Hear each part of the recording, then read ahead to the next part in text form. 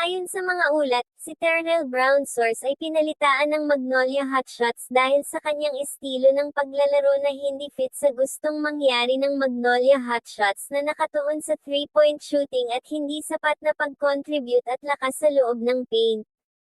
Ang koponan ay naghahanap ng isang import na makakapagbigay ng balanseng pag-atake at depensa, at si Nuni Ahmet ay inaasahang makakapagbigay ng dagdag na lakas sa lineup ng Magnolia Hotshots. Si Nuni Ahmet ay isang 6'9" power forward na may karanasan sa paglalaro sa Olympics, na nag-average ng 16.7 points, 3.3 rebounds, at 2.7 assists per game para sa South Sudan. Si Nuni Ahmet ay isang bagong import ng Magnolia Hotshots para sa PBA Season 50 Commissioner's Cup. Bago sumali sa Magnolia Hotshots, si Nuni Ahmet ay naglaro sa iba't ibang liga sa buong mundo, kabilang ang Turkey, Germany, Macedonia, Puerto Rico, Egypt, China, at Israel. Siya ay nagwagi ng Basketball Africa League MVP noong 2023 habang naglalaro para sa Al-Ahly. Si Nuni Ahmet ay inaasahang magbibigay ng dagdag na lakas sa lineup ng Magnolia Hotshots, lalo na sa pag-atake at rebounding. Siya ay magde-debut laban sa Phoenix Fuel Masters sa Friday. Ang pinagkaiba ni Terrell Brown Source at Nuni Ahmet ay ang kanilang estilo ng paglalaro at karanasan. Si Terrell Brown Source ay isang power forward na may estilo ng paglalaro na nakatuon sa 3-point shooting at hindi sapat na pag-contribute sa loob ng paint.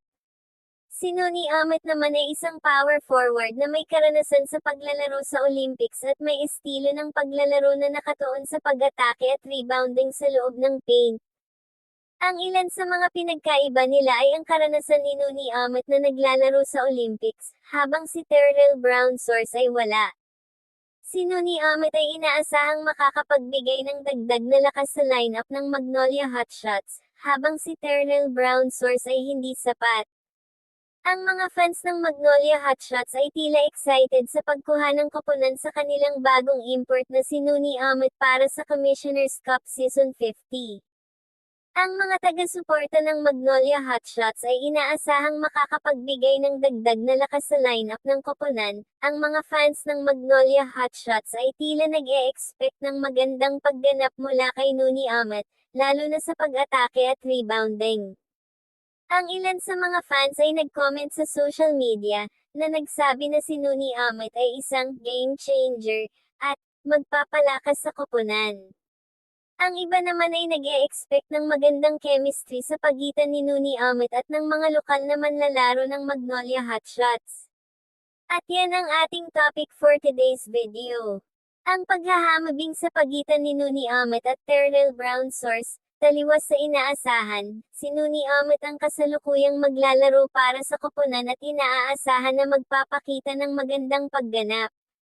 Kung may opinion kayo tungkol sa ating topic, komento nyo lang sa ibaba ng ating video para mapag-usapan natin yan, at kung umabot ka naman dito paki-subscribe mo naman ang ating channel para updated ka sa mga bagong upload natin dito. Yun lamang po at maraming salamat po sa inyo.